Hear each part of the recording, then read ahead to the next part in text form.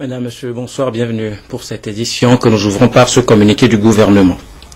À l'occasion du 55e anniversaire de l'indépendance de notre pays, le Togo, une cérémonie de prise d'armes suivie d'un défilé militaire aura lieu ce lundi 27 avril 2015 sur le boulevard du Nouveau Palais de la Présidence de la République. À cet effet, les membres du gouvernement et les députés présents à Lomé, les présidents et les membres des institutions de la République, les chefs des missions diplomatiques et des organisations internationales accréditées auprès du Togo, les directeurs de société, les membres des corps constitués, les chefs traditionnels et toute la population de Lomé de ses environs sont invités à prendre part à cette cérémonie dont le programme se décline comme suit. 9h30, mise en place terminée des populations. 10h30, arrivée du président de l'Assemblée nationale. 10h40, arrivée du Premier ministre. 10h50, arrivée du président de la République. Revue des troupes et décorations. 11h, défilé motorisé. Fête à Lomé le 26 avril 2015. Le gouvernement. Par ailleurs, vous suivrez demain le message du chef de l'État à la nation à l'occasion de la fête de l'indépendance du Togo et ce sera dans le journal de 13h. Peuple togolais, par ta foi, ton courage et tes sacrifices, la nation togolaise est née. Cette épitaphe gravée au cœur du monument de l'indépendance du Togo s'illumine en cet instant même à la lueur de la flamme rallumée par le président de la République ce soir. Un rituel observé à la veille de chaque commémoration de la fête de l'indépendance du Togo, en hommage aux héros de cette indépendance, mais aussi pour signifier aux yeux du monde entier que le Togo reste présent dans le concert des nations et garde allumée la flamme de son unité. Delibaga.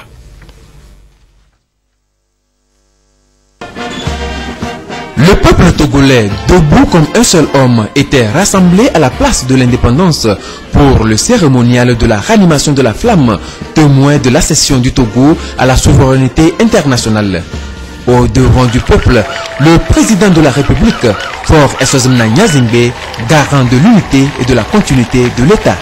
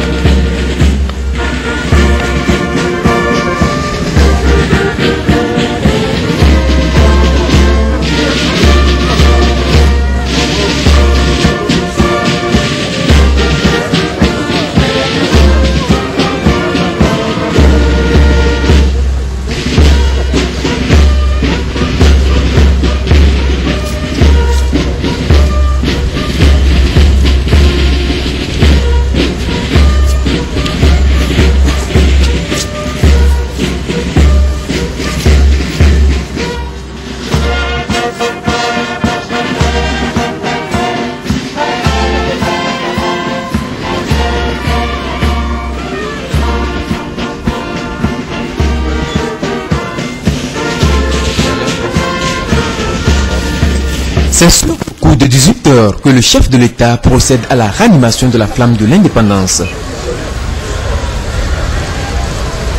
Une flamme qui vient rappeler que c'est par la foi, le courage, la persévérance et les sacrifices que la nation togolaise est née.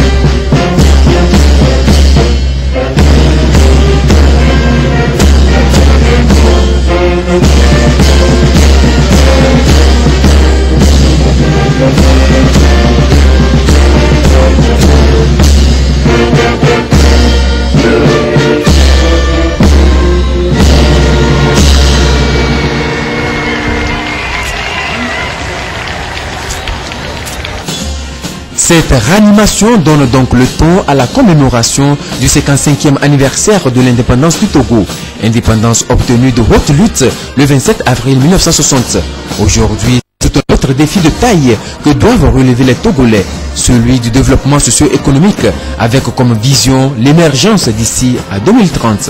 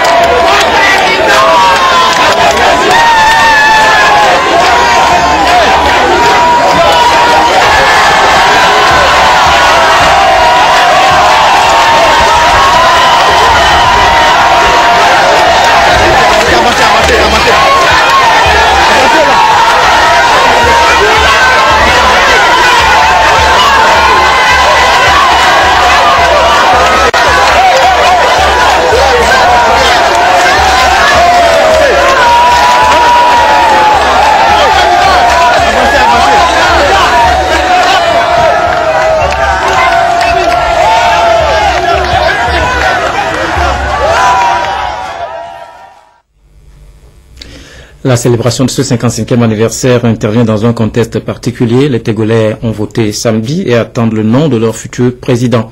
Seule la CENI est habilitée à proclamer le résultat provisoire du scrutin, résultat qu'elle transmettra ensuite à la Cour constitutionnelle.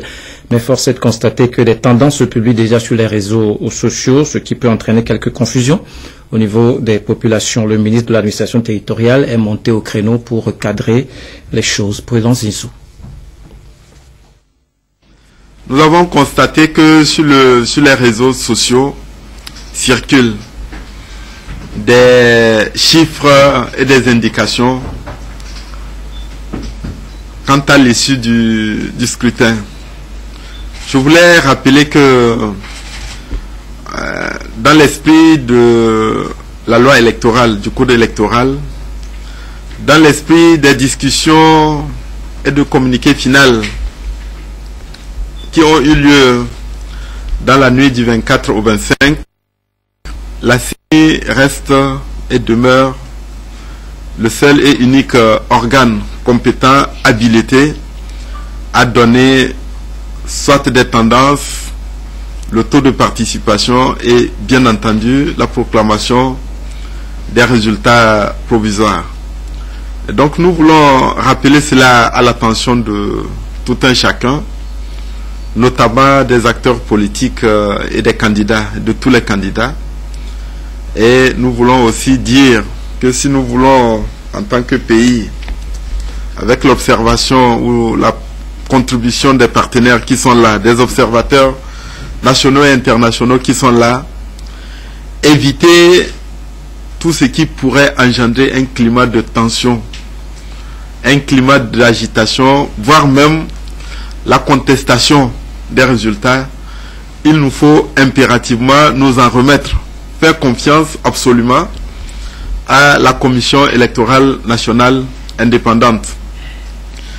Nous avons depuis quelques jours lancé un appel pour que les acteurs politiques et particulièrement les candidats soient dignes et à la hauteur du comportement civique, citoyen et du patriotisme que la population a affiché tout au long du processus électoral.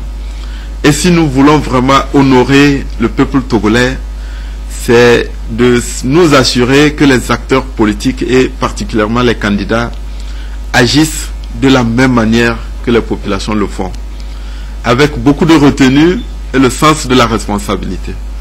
Personne n'a intérêt à créer une situation de tension, à entretenir le doute, la suspicion à travers des indications et des chiffres dont on sait qu'ils sont totalement faux.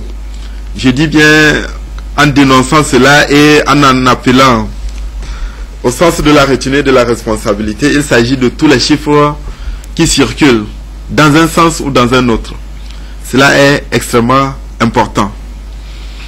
En deuxième lieu, je voudrais vous informer que le comité d'accompagnement qui travaille sous l'autorité du général Sangaré a été requis de se rendre à Niamtougou afin qu'avec les CELI qui sont dans des zones et dans les localités reculées, ils puissent convoyer de manière collégiale et ensemble les résultats du terrain.